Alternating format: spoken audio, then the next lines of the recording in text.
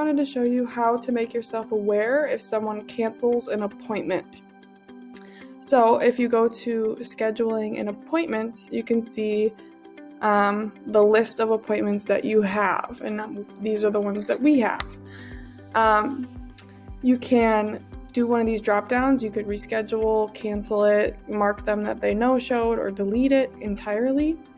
And the person on the other end that you're meeting with also has the ability to cancel and reschedule.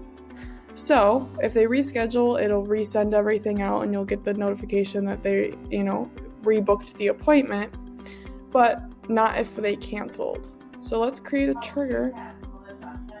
And we'll hit add trigger, and this will be the canceled trigger. I'm gonna hit save. And we will do appointment, add a filter, and appointment status is, and then you'll say canceled. You could also do this for no-show. You're marking them no-show if they didn't show. So this really is for canceled. The reason that we're not going to do pick a calendar or anything like that is because it doesn't really matter what calendar they're in as long as you know that they canceled. So we could then send a text message to you. So, let's tag them first. So we could tag them. It said canceled. You don't have to. So we have appointment canceled. You don't have to tag them if you don't feel like it's necessary. And you could either, email yourself or text yourself. I'm going to text myself.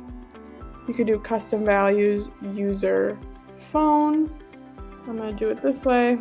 You can put it in there. And this would just be your phone number.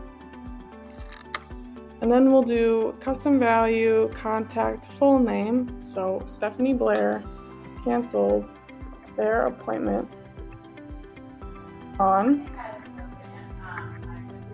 And we will do appointment, start date, time. So because it's connected to an appointment, it will know when that appointment was. And you can say this person canceled their appointment at this date and time. So you could also say, check if they rescheduled. Or you don't have to, because if it's canceled, it's canceled. If it's rescheduled, it's rescheduled. We can take it out of draft and save it. And now if I go to cancel an appointment or someone cancels an appointment with me, these things will happen and you will be aware that they canceled. So that's how you do that. Thanks.